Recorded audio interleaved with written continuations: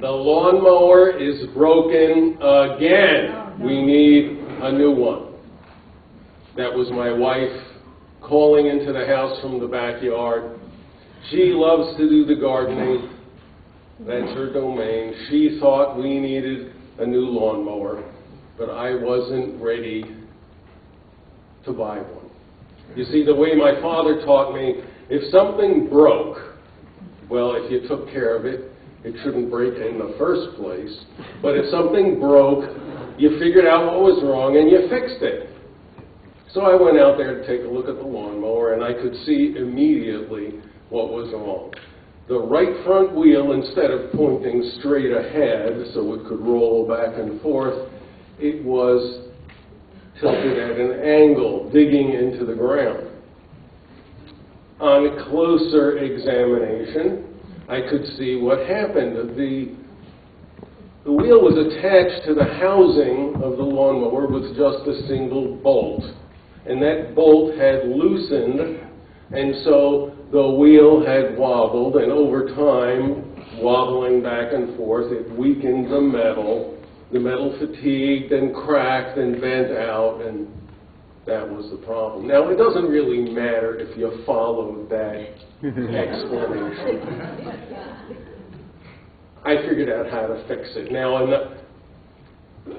in the earlier days, in such a situation, I would call my father on the phone. I'd say what the problem was, and he and I would talk about it back and forth and figure out a way to fix it. But since he had died, I was on my own.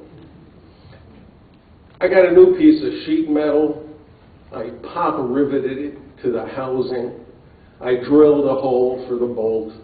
And I took the bolt, I put it through the wheel, I put it through the hole in the housing, and I attached the nut. First I put on the lock washer.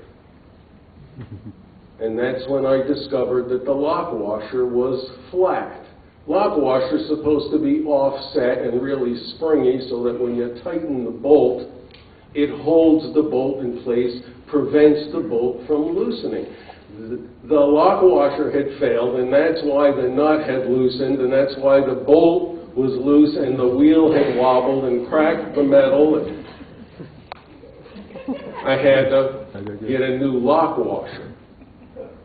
So I went down in the basement, my tool room, and I looked in this new set of nuts and bolts and screws and washers and stuff that I had bought, one of those little plastic containers with the neat little plastic drawers.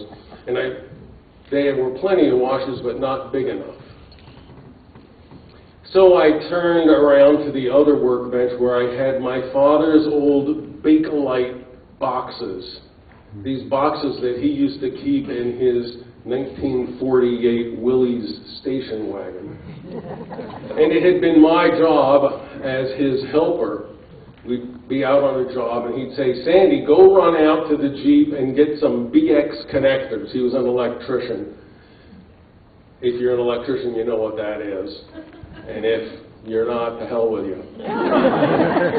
So I'd go out there and I'd say, "Dad, I couldn't find them." And he would say, "You have to look with your hands." It took me a long time to figure out what he meant.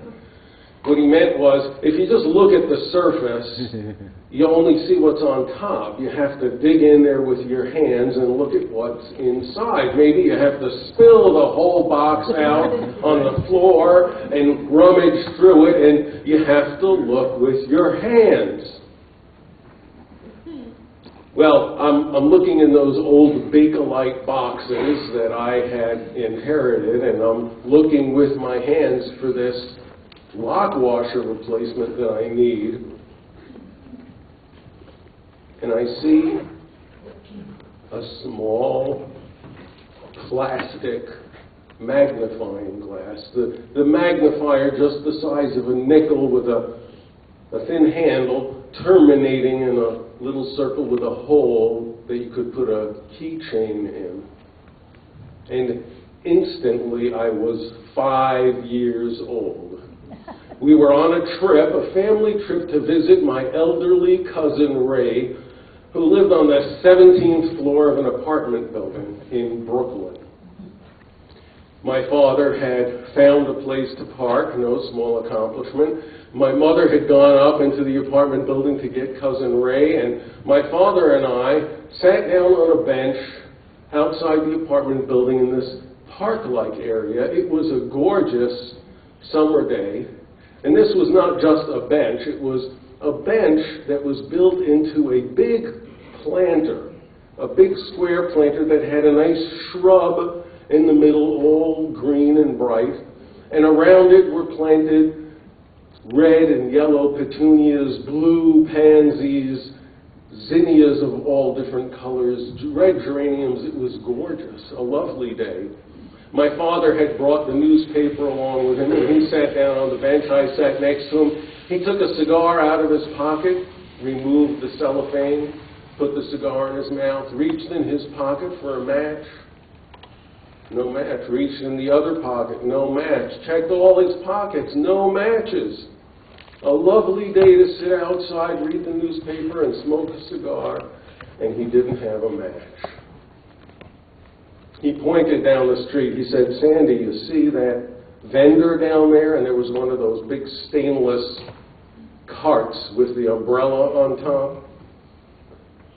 "Go over there, see if that man's selling Cracker Jacks. Maybe we'll get a magnifying glass." You remember the toy prize inside? This is when there were real toys in there. Well, I wasn't going to turn down a nickel to buy Cracker Jacks, so I went and got a box of Cracker Jacks. The man sold them, and I came back, sat down next to my father, and for the one and only time in my childhood, I was able to tear open that box and go right for the toy prize inside. I didn't have to politely eat the candy popcorn. And I ripped open the package, and behold, it was a small plastic magnifying glass.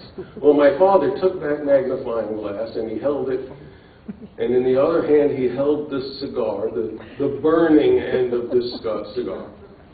And he sat there with the sun over his shoulder, and he focused the sunlight to a pinpoint on the end of this cigar. I had no idea what he was doing.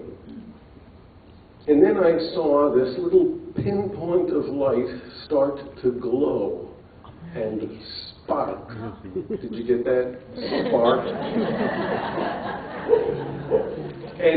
And as it began to smolder, he said, "Sandy, you go around the other end of the cigar and puff." 5 years old. I had no idea. My father said, "Okay, that's not going to work. You hold the magnifying glass and focus the light." So I hold the magnifying glass with my 5-year-old hands, trying to pinpoint the light, just like my father did. And my father's holding the cigar, and I see the glow, the spark, the smolder. And my father takes a puff on the end of the cigar, and he says, "Hold it steady." And he takes another puff, and I see the glow start to spread. And then my father takes the cigar and puts it in his mouth, takes a long draw on it, and I watched as that glow spread to the edges of the cigar. And then my father sat back on the bench, and he opened the newspaper, and he sat there smoking his cigar, and I sat there next to him eating my Cracker Jacks. And we were feeling pretty pleased with ourselves, maybe even a little bit smug. And he relished with satisfaction that he had demonstrated to his little boy problem-solving, resourcefulness, not to mention the physics of sunlight and optics. I figured that out some years later. And then, just like that, I was back in the tool room looking for that lock washer, hearing, "Look with your hands." And I found it. I found a lock washer just the right size. I put it on, tightened the bolt, checked all the other bolts to make sure they were still tight. Started up the lawnmower. It started up right away. My wife came over, continued mowing the lawn, and I sat on the front porch. I took out a cigar, removed the cellophane, lit it with a match. And I sat there puffing on that cigar, feeling rather satisfied with myself, perhaps even a little smug. And I had a small plastic magnifying glass in my pocket.